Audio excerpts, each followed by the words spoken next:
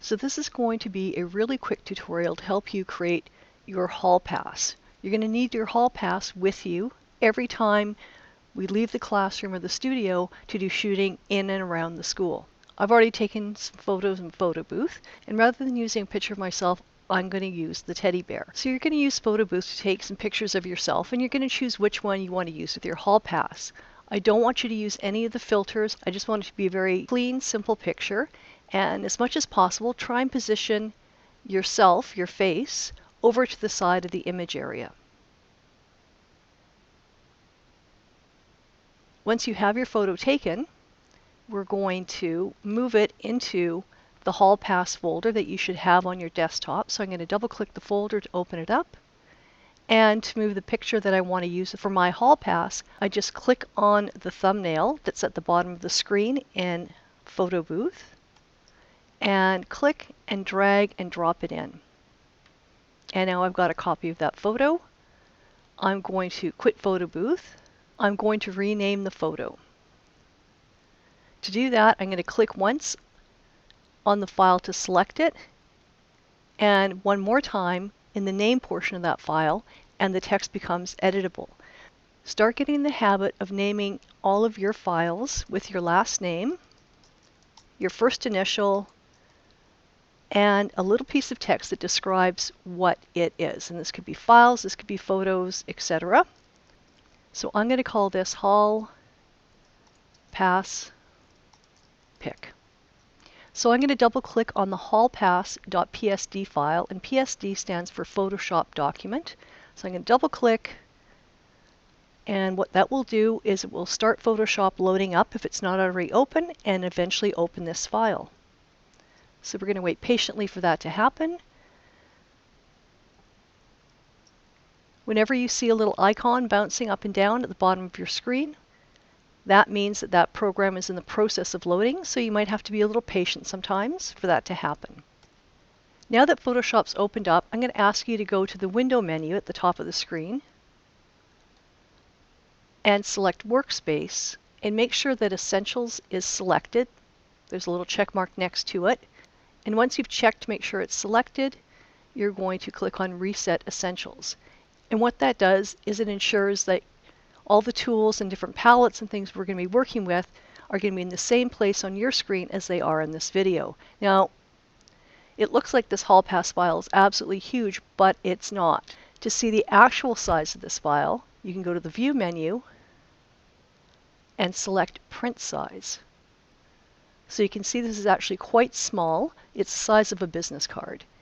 We might not want to work this small when we're making some adjustments and changes to this file, so we're going to zoom in again a little more, and we can do that by holding the Command key and pressing the plus key that you can find on the numeric part of the keyboard.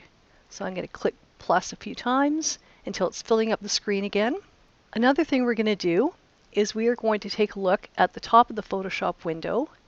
If Auto Select is on, we're going to click and turn it off.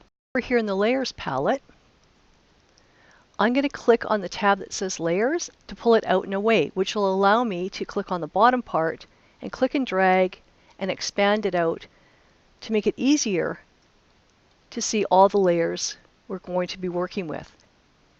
There's a lot of extra stuff we have on the screen right now, so we're going to tidy things up a little bit by closing up some of these palettes that we're not going to be using today. I'm going to click on the little double arrows, and that just closes up that palette, and then I'm going to do the same thing over here. And when I zoom out, you can see that now I have a much less cluttered workspace, and I've got plenty of room to move my Layers palette over to the side without obscuring the view of what we're working on. So now we're going to move the image that you took from Photo Booth into this file, and to do that we're going to go to the File menu at the top of the screen, and we're going to select Open. And when that Open dialog box pops up, you can use the left-hand side to navigate to your desktop, and now you'll see all the files that are on your desktop, and you're going to find the file that says Hall Pass and double click to open it. And then you're going to find the file that represents the photo that you want to use. You're going to click once on it and then click Open. So now we have the photo and we have the template that we want to add the photo to. So to add the photo, we're going to click and drag down and to the right. We're going to make sure that our Move tool is the active tool. And then we're going to click on the photo that we want to use and drag and drop it on top of our Hall Pass template.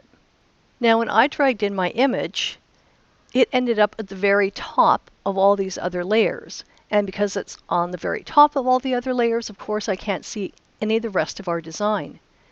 Your layer may have ended up somewhere slightly different, but regardless of where it ended up, we want it to be directly on top of layer 1.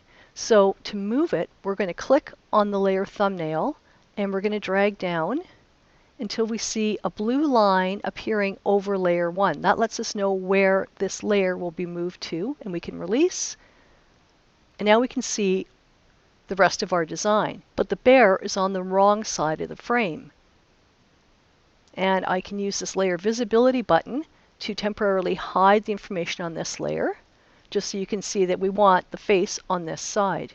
So I'm going to unhide that layer by clicking on the visibility button. I'm going to make sure I've clicked on layer 3 so that it's the active layer. I'm going to go to Edit, Transform, and almost at the very bottom, I'm going to select Flip Horizontal. And now I've flipped the image so that the face is on the correct side of our design. You might need to resize your image slightly. The next change we need to make is swapping out this generic text with your name. The easiest way to select text, to edit it, make changes, etc., when you already have some in a Photoshop document, is to double-click on the T. So I'm going to double-click on the T. The text should highlight, and then you're going to type in your full name, first and last. I'm just going to hurry this process along by just using my first initial, but my full last name. When I'm done typing, I'm going to reselect my Move tool. And the next thing we need to do is we need to go to File, Save As, and add to this name. So we're always getting the habit of naming our documents with our last name. And our first initial, I'm going to add an underscore just to separate it from the piece of text that describes what this is. I want to make sure that I'm saving it into the Hall Pass folder. So it might not automatically want to save into the Hall Pass folder. So again, I can use this left part of the screen to click on Desktop. I can find my Hall Pass folder, double click to open that up. You can keep the format set to Photoshop and click Save. If you see this little dialog pop up, just click OK. And we're done. The only thing left to do now is to hand in your Hall Pass document so I can print it out.